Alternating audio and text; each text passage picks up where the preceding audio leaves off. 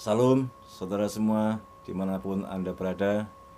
Melalui video ini saya mengucapkan selamat mempersiapkan dan menyambut perayaan Natal untuk saudara, gereja saudara, sinode saudara yang masih menunggu perayaan Natal di tanggal 24 Desember malam dan seterusnya tanggal 25 Desember dan seterusnya sampai Januari. Namun melalui video ini juga saya mengucapkan selamat Natal untuk saudara semua yang gereja Anda, sinode saudara sudah merayakan Natal sejak awal Desember. Tuhan memberkati saudara sekalian. Untuk video yang ketiga di momen Natal ini, saya akan menyampaikan renungan pribadi saya dengan judul Karya Tuhan di Masa Sunyi. Karya Tuhan di masa lengang. Saudara dikasih Tuhan, jika kita membaca Alkitab, sesungguhnya kita banyak sekali diberitahukan janji Tuhan, penyertaan Tuhan kepada umatnya. Janji Tuhan kepada umatnya tidak pernah lupa. Janji Tuhan kepada umatnya tidak pernah ditinggalkan. Umat Tuhan selalu disertai, selalu diberkati, sekalipun umat Tuhan itu tegar tengkuk, membangkang. Memang selalu ada konsekuensi dari setiap dosa yang diperbuat oleh umat Tuhan. Memang selalu ada konsekuensi dan umat Tuhan harus menanggung dari setiap pelanggaran. Tetapi kasih Tuhan, penyertaan Tuhan selalu nyata untuk umat Tuhan dimanapun berada. Saudara dikasih Tuhan, apakah saudara masih ada semangat dan pengharapan tentang karya Tuhan di masa lengang ini?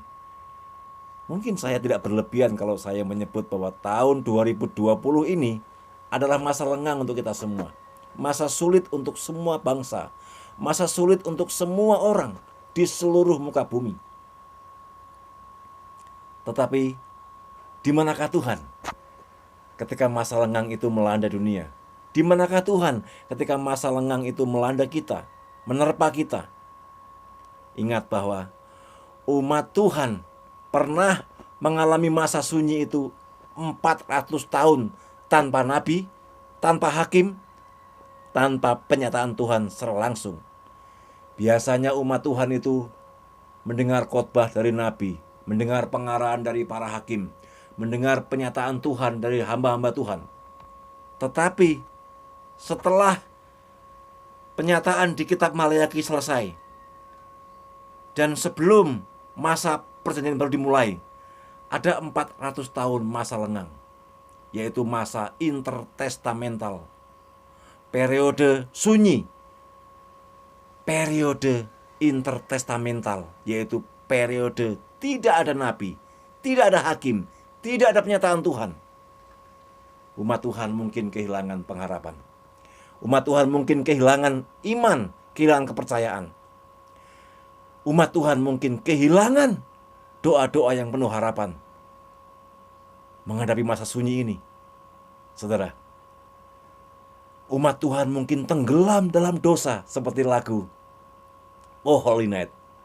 Manusia tenggelam dalam dosa, yang dinantikan sekarang tiba. Saudara, umat Tuhan waktu dalam masa sunyi 400 tahun kehilangan pengharapan dan tenggelam di dalam dosa.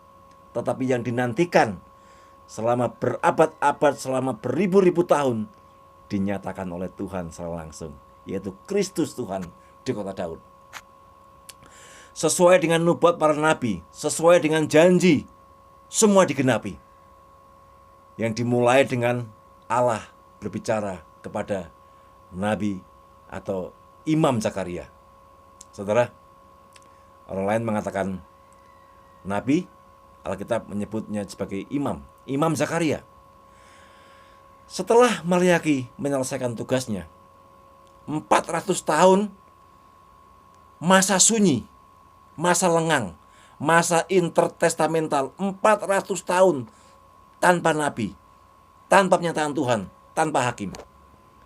Dan setelah itu, Tuhan baru mulai berbicara kepada Imam Zakaria.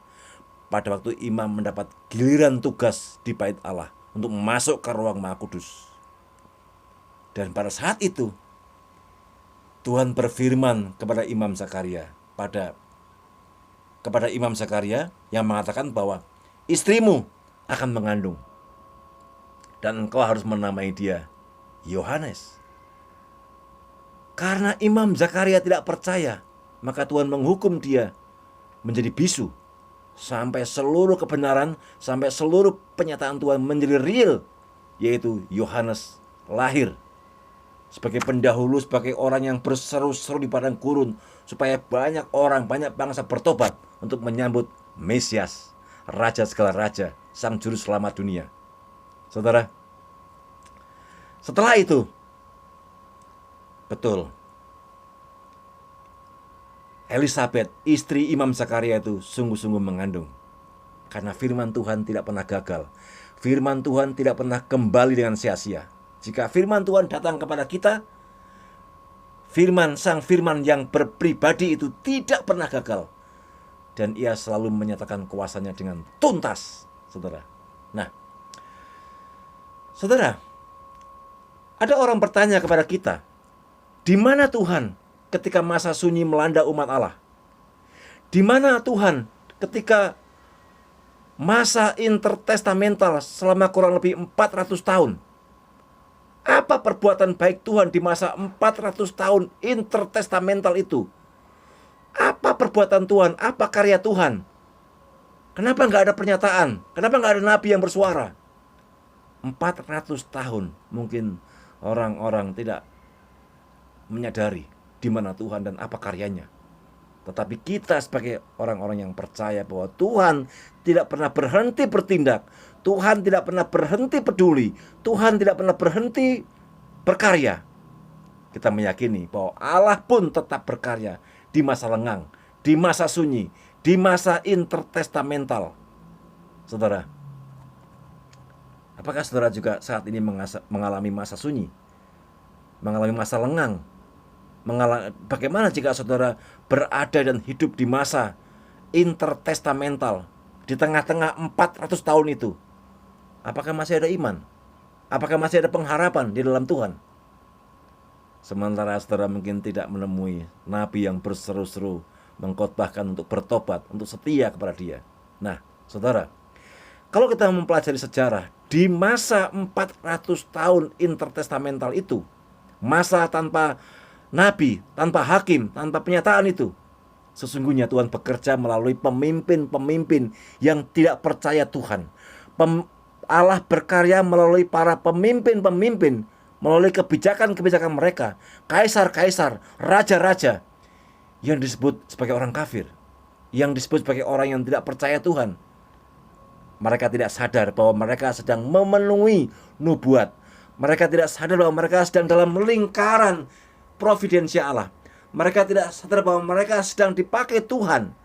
Mereka tidak sadar, para raja, para kaisar, orang-orang di luar umat Tuhan ini sedang dipakai Tuhan untuk memenuhi seluruh nubuat yang dijanjikan Tuhan melalui para nabi kepada umatnya. Lihat saja di zaman Alexander. Lihat saja di zaman Kaisar Agustus. Ilmu pengetahuan begitu melimpah, karya-karya sastra begitu melimpah, begitu berjaya. Untuk apa semuanya itu?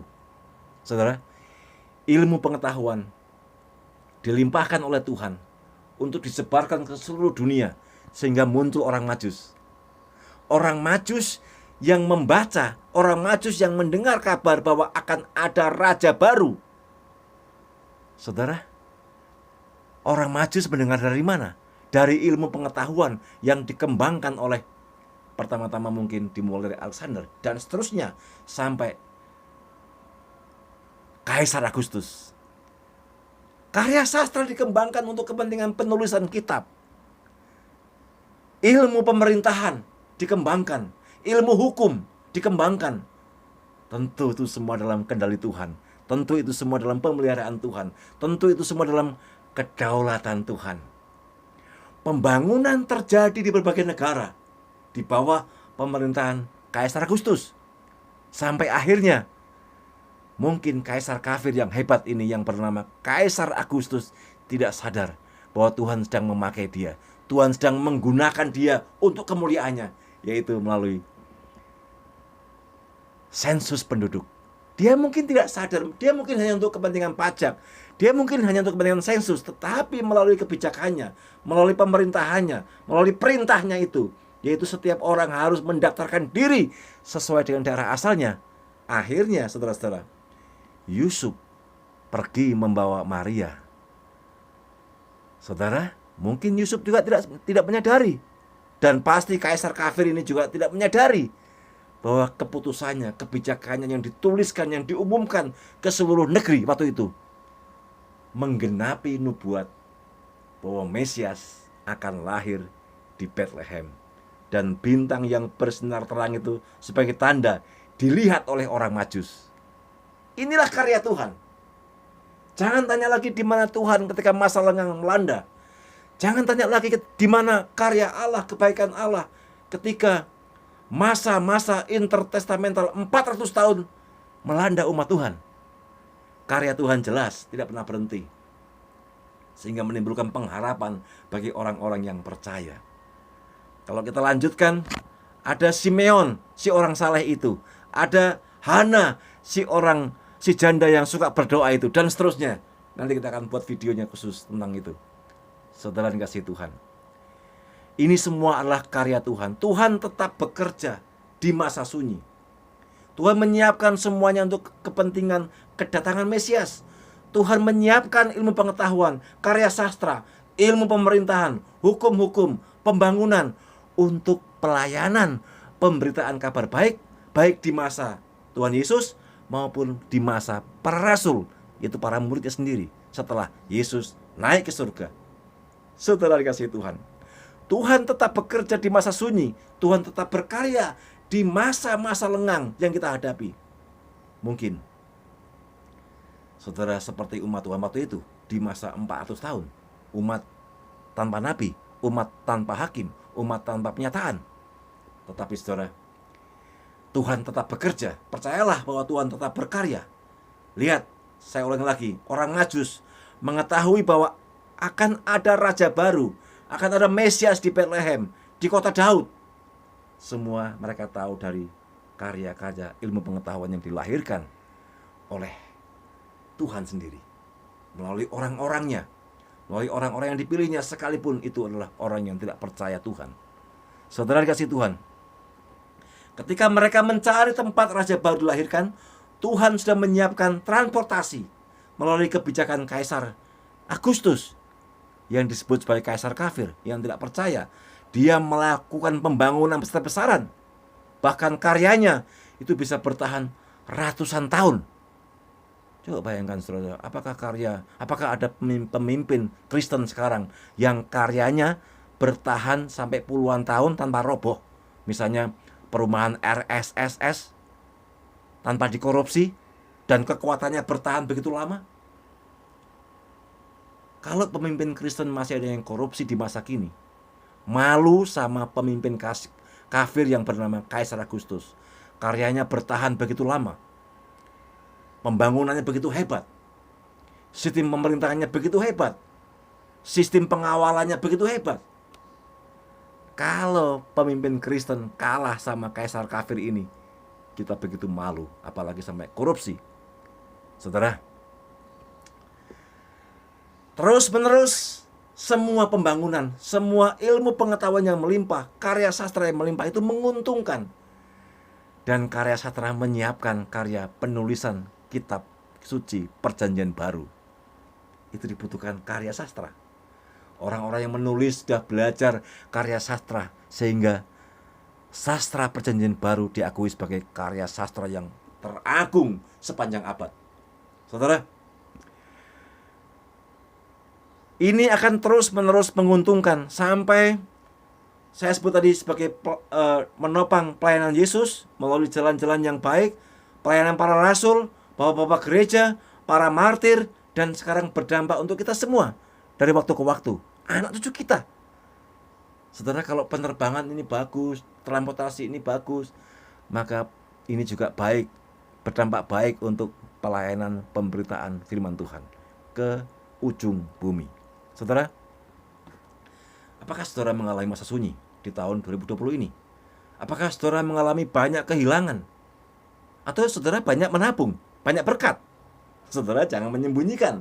Kalau saudara banyak berkat, saudara dituntut banyak berbagi. Kenapa? Karena di dalam banyak berkat itu juga banyak tuntutan Tuhan untuk memuliakan Dia, bukan disembunyikan. Kalau saudara mengalami kehampaan, ingat, firman Tuhan ini datang kepada saudara, kepastian ini datang kepada saudara. Tuhan mengetahui pergumulan kita. Seluruh dunia mengalami masa sulit, mengalami pandemi virus corona. Namun saat ini Tuhan fokus kepada saudara. Tuhan fokus kepada kita. Kasih Tuhan fokus kepada kita. Tuhan tidak fokus kepada bandara. Tuhan gak fokus kepada jalan-jalan. Tuhan gak fokus kepada media sosial. Tuhan fokus kepada setiap hati, kepada setiap pikiran, kepada setiap mata, kepada setiap jiwa. Jiwa saya dan saudara. Hello, saudara-saudara kasih Tuhan. Banyak orang mungkin berdoa untuk pemulihan ekonomi dunia. Itu baik. Saya pun berdoa demikian. Namun Tuhan bukan fokus kepada ekonomi dunia. Tuhan fokus kepada jiwa-jiwa. Tuhan fokus kepada kita. Tuhan fokus kepada saudara saat ini. Keluarga saudara yang mungkin mengalami kehampaan, mungkin mengalami kekosongan hidup. Dia adalah tokoh terbesar, terpenting, terutama, yang satu-satunya menentukan nasib kita. Bahkan seluruh ciptaan alam semesta ini bergantung dalam tangannya. Dia adalah juru selamat, Raja Damai, Bapa yang kekal, penasehat ajaib, yang menghibur kita, menguatkan kita, memberikan rasa damai, memberikan sukacita penuh. Kenapa? Karena malaikat berkata, aku mengabarkan sukacita besar. Sekalipun kita mengalami banyak kegagalan dalam perjuangan hidup, tetapi Yesus Kristus, Tuhan yang setia itu, sekarang fokus kepada saudara. Dia ingin menolong kita. Dia ingin membantu kita. Dia ingin menyelamatkan kita. Ketika kita mengalami kehancuran, mengalami keterpurukan, mengalami kehilangan total, saat ini, mari datang pada Yesus. Di momen Natal yang indah ini, datang pada Yesus. Dia sanggup menciptakan kita menjadi baru. Dia sanggup mengadakan jalan baru. Dia sanggup menciptakan jalan hidup yang baru untuk kita semua, untuk anak-anak kita, untuk teman yang kita kasih, untuk keluarga yang kita kasih. Seperti yang Tuhan buat kepada Ayub. Ayub pernah kehilangan semuanya. Ayub pernah kehilangan harta benda. Ayub pernah kehilangan keluarganya. Tetapi Tuhan menciptakan baru, hal-hal baru, kebahagiaan baru, sukacita baru, berkat baru, kebahagiaan baru untuk Ayub. Saudara, mari, Dia sanggup melayakkan kita karena Dia adalah penghapus dosa. Dia sanggup menyertai kita karena Dia adalah Allah Immanuel yang beserta kita selama-lamanya. Yesus Kristus adalah Tuhan dan Juru Selamat, penghapus dosa, yang rela mati berkorban untuk kita, untuk umatnya, untuk dunia ini, menyiapkan tempat surga bagi orang-orang yang percaya. Melalui peristiwa kelahirannya, pelayanannya, penderitaannya, sampai kematiannya, Dia menyatakan segala sesuatu tentang dirinya sebelum semuanya itu terjadi, dan Dia menggenapinya, dan sungguh terjadi. Apalagi hanya untuk hidup kita, apalagi hanya untuk menolong kita, apalagi hanya untuk memberkati kita, apalagi hanya untuk membuat jalan baru untuk kita. Itu terlalu kecil bagi Tuhan, karena kasih-Nya kepada kita besar. Saudara, selamat merayakan Natal Tuhan Yesus di dalam hati kita masing-masing, dalam keadaan dan atmosfer mungkin yang campur aduk karena pandemi COVID-19 ini masih berlangsung. Di tengah-tengah keluarga kita, mari kita memuliakan Tuhan seumur hidup kita, melalui bakat kita, melalui potensi kita, melalui berkat-berkat yang Tuhan berikan kepada kita. Mari kita berbagi di momen Natal ini, sekalipun sangat sederhana. Mungkin berbagi lagu, mungkin berbagi puisi, mungkin berbagi sajak yang indah tentang Kristus yang mengasihi kita, untuk teman-teman kita, untuk sahabat kita, untuk keluarga kita yang sedang jauh dari kita. Mari kita berbagi di momen Natal, karena Tuhan tetap berkarya di masa lengang, karena Tuhan tetap mengasihi kita, tetap memberkati kita, tetap menyertai kita, karena kasih-Nya nyata untuk kita dari sekarang sampai selama-lamanya. Ingat, mari tetap berpengharapan, karena Tuhan tetap berkarya sekalipun di masa lengang, sekalipun di masa sunyi, sekalipun di masa intertestamental. Saudara, Tuhan memberkati kita sekalian. Selamat Natal. Shalom.